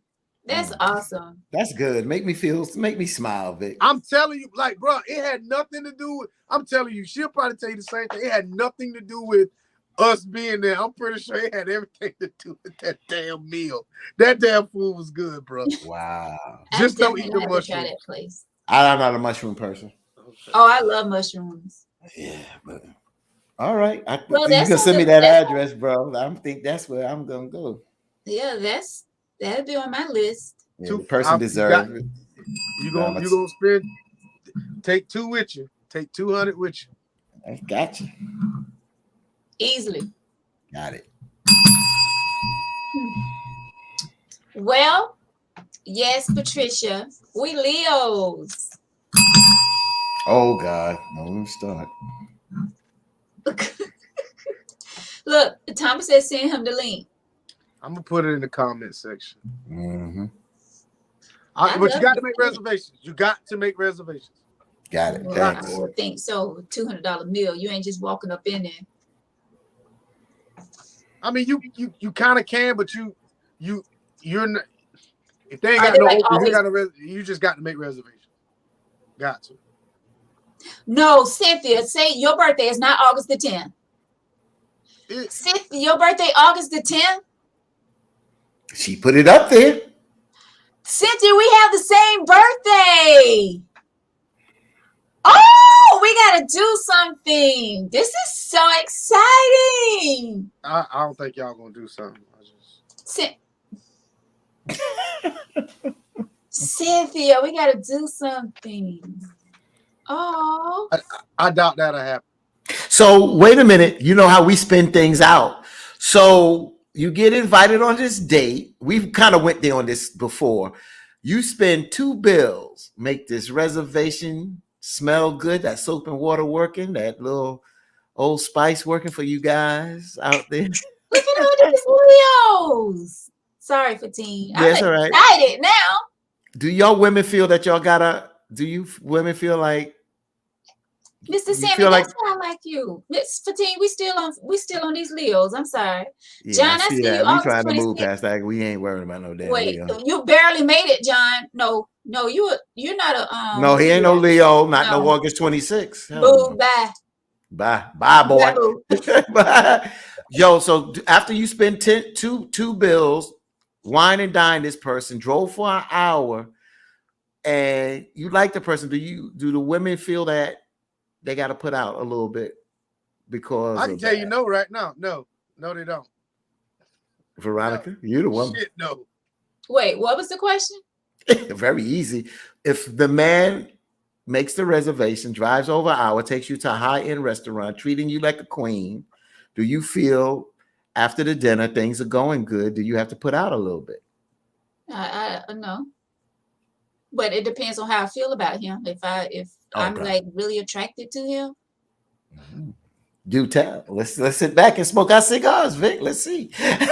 Do tell. Go ahead, Veronica. Do tell if you like may happen. But if it's just first of all, I ain't gonna just go with any dude to no high-end restaurant anyway, because y'all do be expecting. Well, I ain't gonna say all of y'all do, but I'm not getting ready to go with no dude, anybody to a high-end restaurant like that. Any restaurant like that, I have to be feeling you in some type of way, I think, before there has to be some kind of connection.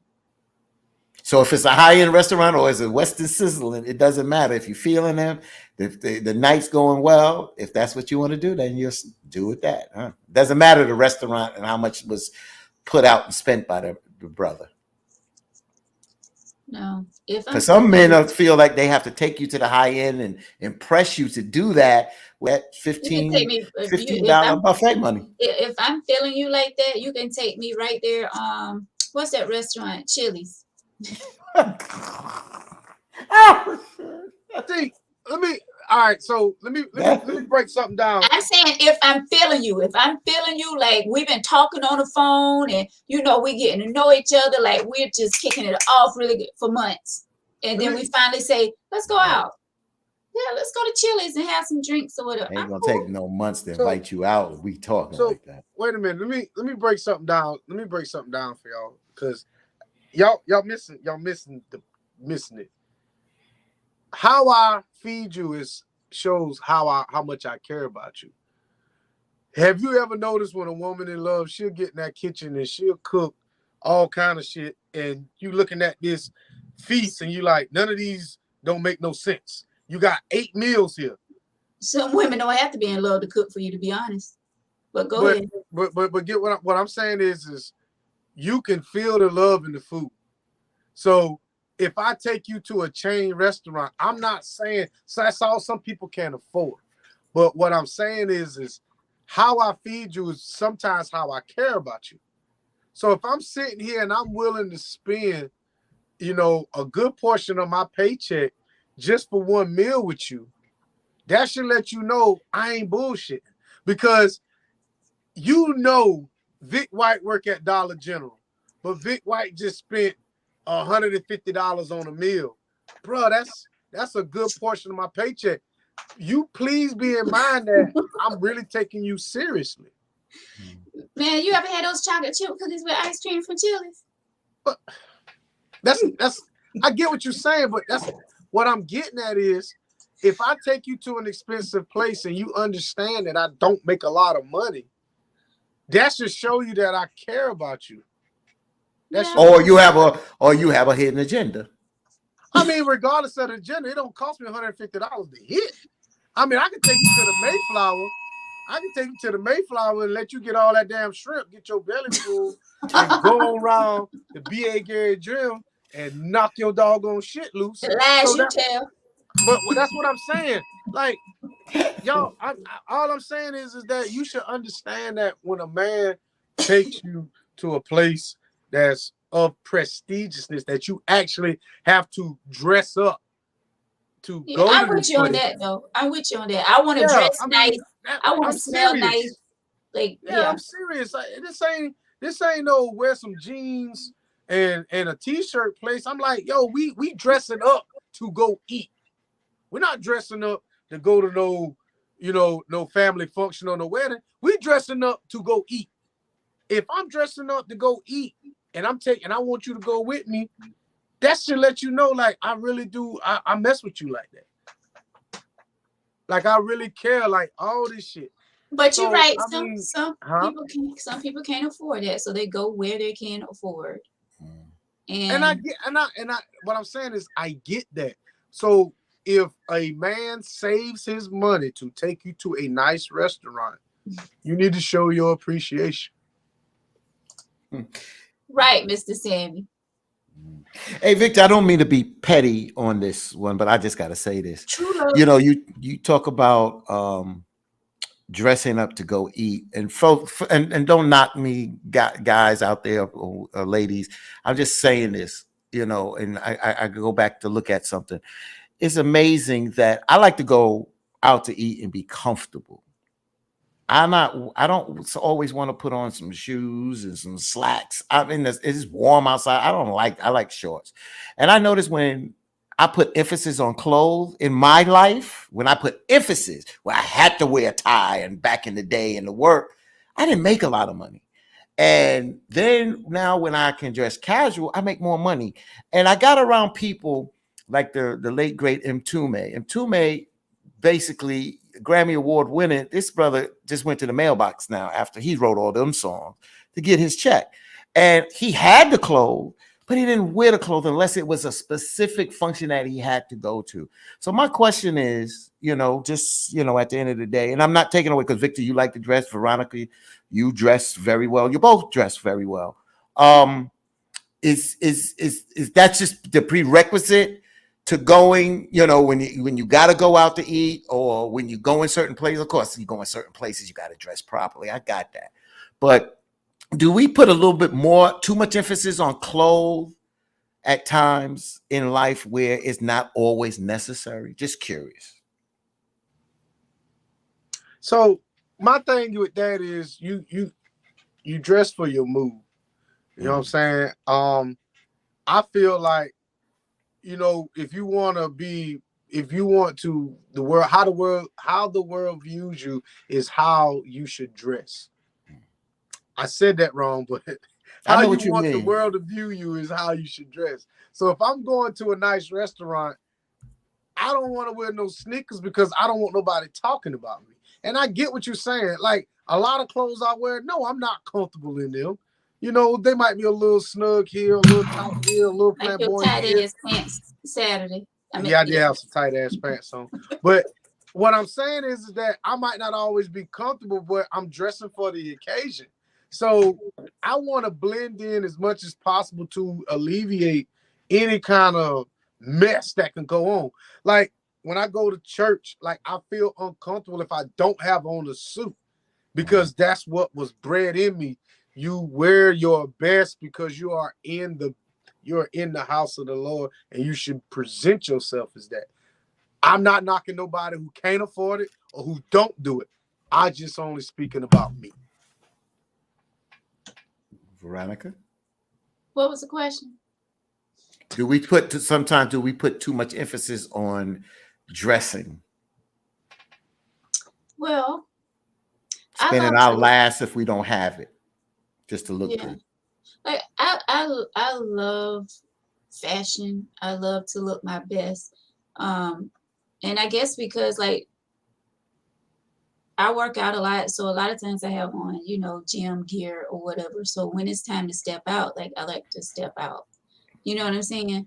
Um, But I'm not saying I do it every time, because say like if me and my friends are going out to grab something, no, that can't be an example because we normally, well, dressing up can be different ways though. Like I can dress up, I can put on some nice jeans with some heels and a nice shirt, you know, that's dressing up to me. I'm not saying that I'm getting ready to put on a jacket and some dress pants and all that to go out to eat. I'm definitely not doing that all the time. To me, just something simple.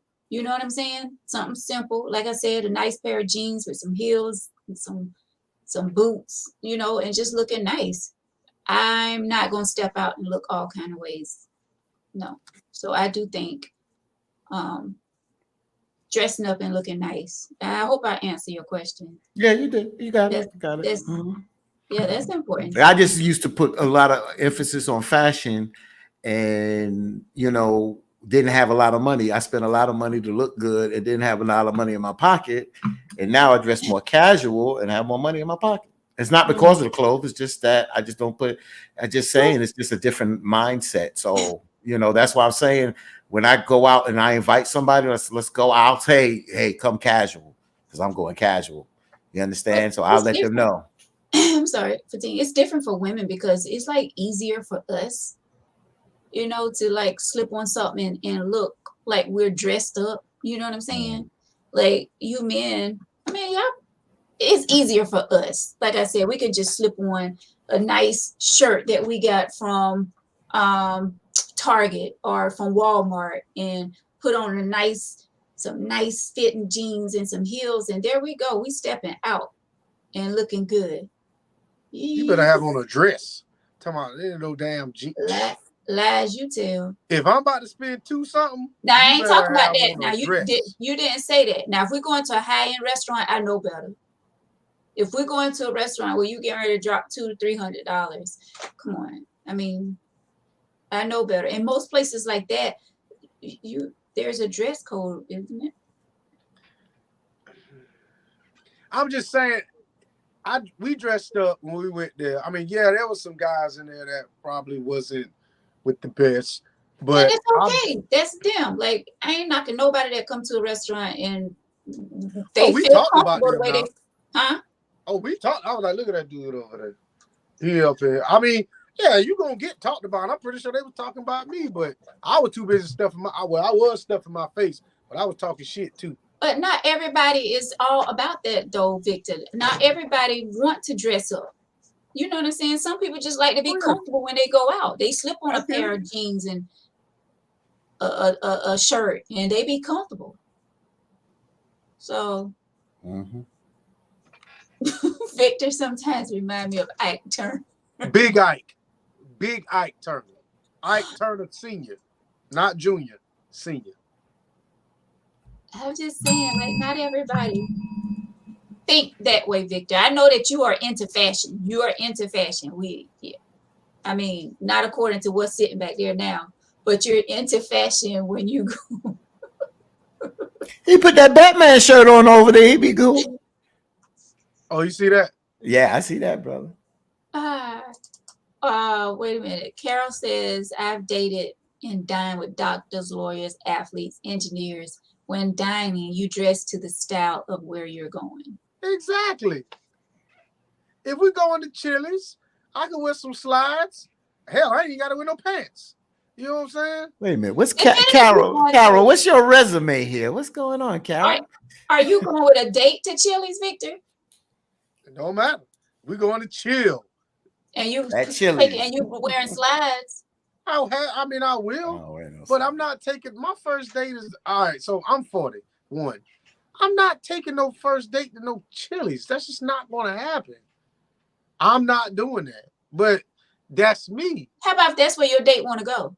Then she can go go with somebody else, but I ain't going. So you wouldn't take your date and you really like her. If she said, I really love Chili's, it's just something about that chocolate chip cookie and I got a taste for it. You wouldn't take her there? Yeah. I just said I'm not taking on the first date to Chili's.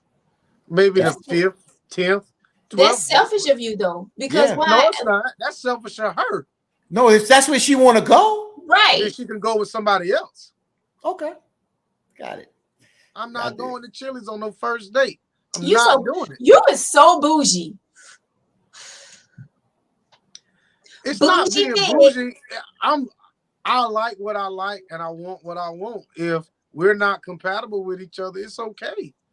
But I'm not gonna sit here and degrade myself by going to Chili's on the first date. I'm not doing it. No. I'm just not doing it. Right, Thomas? That chocolate chip cookie. Yeah, I ain't had it in so long, but I'm just saying, ooh, I used to love that chocolate chip cookie with that vanilla Veronica, ice cream. Veronica, I'm gonna just say this. Victor, take that first date to a high-end restaurant. They stay together for 2 years. Some people take somebody to the first date in Chili's and they still together after 40 years. You know It's what my the, it's first the date was? person. It's the person. It's the But yeah, you know what it's my the first date was though? To be honest with you, with the person I'm with now, you know what my first date was? You probably never guess it. Dairy Queen. We went to Applebee's. Oh, okay. that's fine.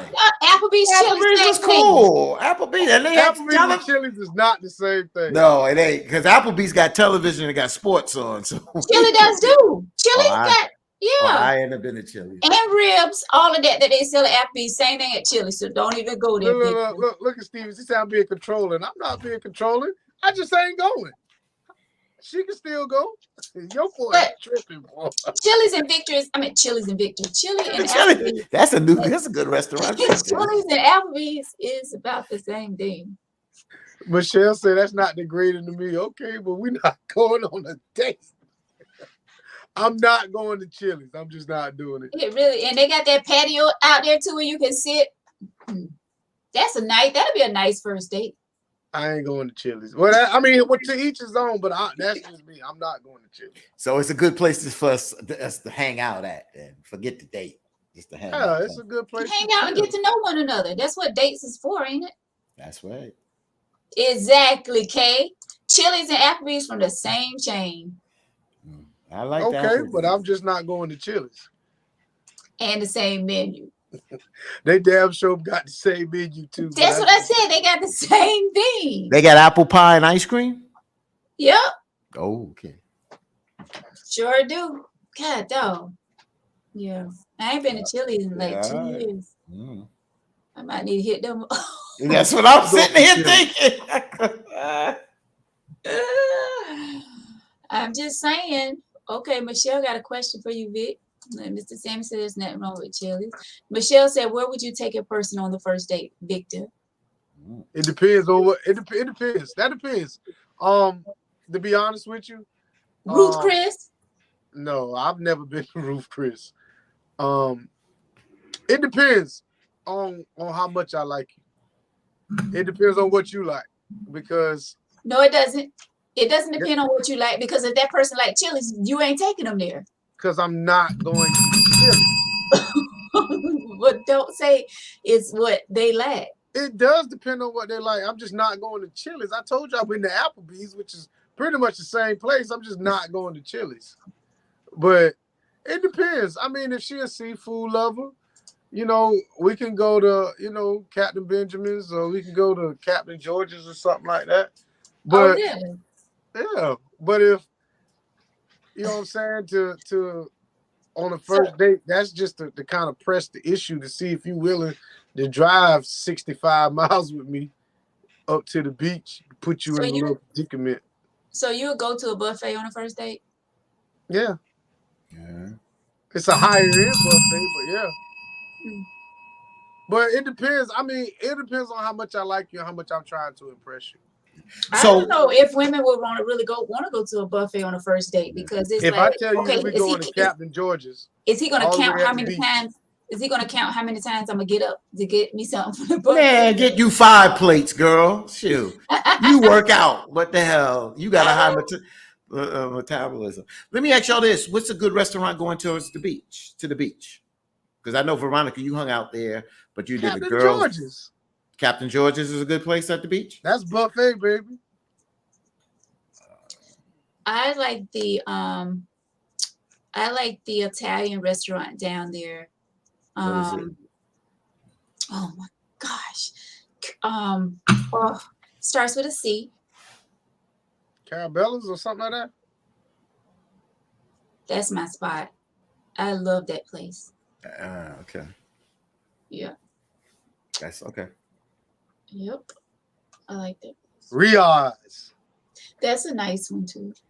But you gotta be really Carrabba's, that's yeah. it. Carrabba's. Yes, Kate. Carrabba's. Yeah. I drive down to the beach and I done ate. I don't want to drive back no hour and a half. I love And Stay that's why Carrabba's. we're going to Captain George's. Because I ain't coming back. We gonna stay out there. We gonna stay out there because I'm not taking you no dinner at 8, 9 o'clock, and then I gotta drive back with a. That's why I walk the beach, and chill. I don't care. It don't have to be nothing happening, but I ain't coming back. Not that night. Shit.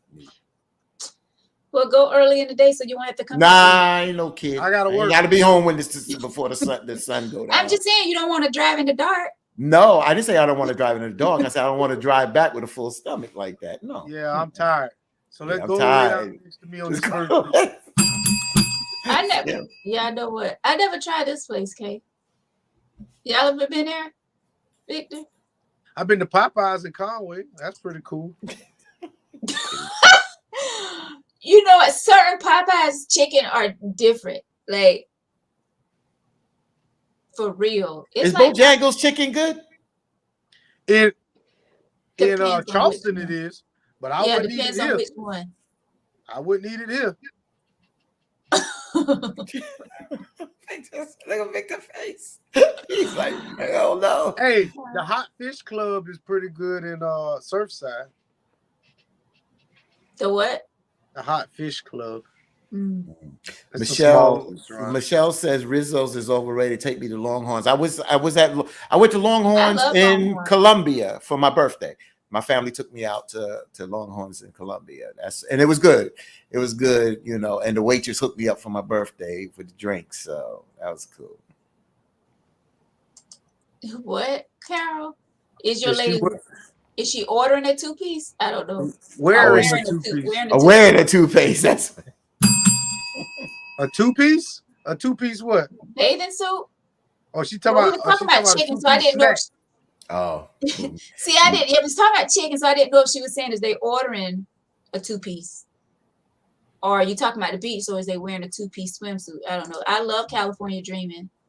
Yeah, need to I go ain't back no there. pizza on no first date. Have my heartburn flaring up. At California Dreaming. Depends No, on that's. what you. No, I'm sorry. That's. Oh, I'm thinking about something else. I'm sorry. Cause I love California Dreaming. What kind of food that California Dreaming? Everything from chicken tenders to ribs to steaks. You really a grown man on the first date better not eat no damn chicken tenders. What the hell is wrong with him, man? Chicken tenders and French We fries. already talked about this before. If that man want chicken tenders, let that man get them chicken tenders. If I find out somebody eating chicken tenders on the first date, I'm cussing his ass out. Grow up, man. Eat chicken tenders at another time. People that know Junior's restaurant in Brooklyn, New York, I used to go to Junior's for dinner and I would order an omelet, French fries, and toast and butter and jelly. That's what I wanted. And that's what I ate. You can get whatever you want, steak, whatever. But I ate what I wanted because that's what I wanted. That's it. Oh, yeah, John. That one is nice. God, I ain't been there since I was like in my 20s. We definitely ain't driving back if we go to Charleston. Hold up. Hold up. I'm about to give you some game. It ain't that expensive. Okay, talk to me. The dinner boat cruise in Charleston. Okay. But you got to sit on the upper deck where the dude is actually he's a band cover. Okay. It's on the Spirit Line cruise. Okay. And y'all actually take the boat out. You just hover around the bay. And you're out there for like 3-4 hours or something like that.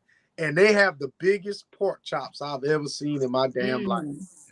They're like this thick, bro. They're like an inch thick and they big. And you can pay to have your, because they want to seat you in sets of 4 with a couple, but you can pay extra and sit by yourself next to the window. And when I tell you, like, they take pictures and all that other gay shit, but like the meal was just phenomenal. And the view, you're on the water, like you like on a boat. You on the water, bro. I'm Sounds telling good. They got lamb chop. I'm But down. listen, you. you No, they ain't want, got no lamb. They ain't got no lamb. you want game. How about rent out a yacht, get a guitarist, a private chef, and let's just sail for the day and come back. You getting pregnant. I'm telling you that. Not all that. All that. You talking about rent? Shit. You better rent a room. We gonna do it. I'm We just gonna do it in saying. front of all them people. You talking about making Put a it. Put what you gonna put in the hutch? What you call it? The huckabuck right, Huckabuck. Kay? or Hey, the buck. The buck. that's some game right there. She'll Ain't be no all game. over you. Oh, for me? Oh. I work at Dollar General. I can't afford all that. Birthday coming up August 10th, baby. You better come over here to Stefano's and we're gonna split this calzone and we're gonna stop by Dollar General and grab 2 Sprites. And then we're gonna go down the street because I still live with my mama. I'm gonna kiss you in the mouth for about 2 to 3 minutes in the driveway and I'm gonna go on in the house. That's it. Those 2 were the to good 3 old days. minutes. You gonna Those kiss? were the good old days. Yeah, John, I did the Spirit Line cruise once, man. It was straight. It was straight. I went on my birthday about 4 years ago, I think. 5 years ago. Miss Rosa said, you want to have a baby just for a few dollars. Baby's more expensive. A few dollars. Veronica said she want a violinist, rent a boat. Come on, man. Yeah, she didn't say a boat. She said a yacht. Oh, a yacht. A yacht. Please. That'd be so romantic, though. God, just you and I sailing away to sea. Oh, chef, how would you like your steak cooked? And I'm going to push you Medium right rare. over the edge, because if I got a yacht, it going to be all kind of people on that yacht. Medium well, please. No, just you and I. Just you and I, darling. So you going to have a real long thing with the cigarette. What if I burn the rice? You're not cooking it. The chef will be handling everything. Chef, don't start that shit tonight. Oh, God. Yes, Kay, wouldn't that be romantic? Psh, I'm telling you. Hey, let me tell you something. Yeah. Steve said, y'all Y'all worry about the wrong thing. Can you be romantic and without talking about sex? Could it just be No. romantic sometimes? No. Well, okay. Yes, Texas Roadhouse is nice. I'll tell you something romantic. Go to Jamaica, drink. You could drink all day, all night, walk on the beach, it's just romantic. It's just good times. Go away, y'all. But I want that one-on-one quality time. So I'm gonna tell you what I'm gonna do. I'm gonna cut the ocean sounds on in the damn on the YouTube, and we're gonna walk on this rough ass carpet in my bedroom. You know what I'm saying? I'm gonna cut the ceiling fan on and open the window so you think you got a little breeze going. Hey, and if you want some sand, I can go by the park and dump my shoes out on the damn floor. You can walk on that. So, nah, that whole walking on the beach thing, I don't see what that's all. That is romantic. It is. In Jamaica, it was. Yeah, it's good. It's cool. Yeah, that's romantic. Even go down to the beach in a All nice night. But anyway. Yes, nice night. A nice walk on the beach. Beach, yeah, it's cool. See the You know what's sunset. romantic? Just my opinion. This romantic. All right. I pull up to the gas station. All right. I go in the store and I say, hey, let me get, 60 on pump 5. And I look back and she out there pumping. Whoa. Hey, she done paid, bro. Hey, I'm dropping my drones in the snow. I'm pregnant. Boy, Well, you know, I'm gonna tell you. Let me tell you something, man.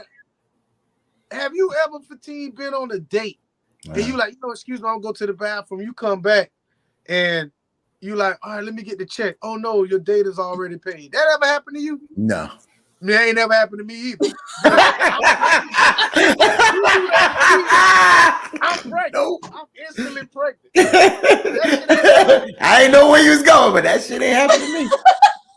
Fatine, imagine somebody say, well, Fatine, let me borrow your car, whatever. And then you go and you get your car back and you got 4 new tires or some new windshield wiper blades. They got us. They got us. They got us. They got us. They got us. I'm telling you, bro. How long we been dating? They got us. They got us for a moment. They got us. How long we been dating? It don't matter. Damn. You do that to me. You could have just met me, and I'm getting pregnant. You gonna get Lies, you tell her I ain't gonna just be meeting you and buying you no 4 new brand new tires. Lies. All I'm saying is, if I walk in the gas station to pay for some gas, Or and I pump the come out gas. and a random woman pumping my gas, she getting me pregnant right then and there. I'm pregnant. I'm 4 months pregnant with twins. I'm just Until saying. she see it. Hey, Fatine, let me ask you this: have you ever bought a woman an outfit like, baby, I just want to see you in that? Yes. Yes. Has a woman ever done that for you? Yes.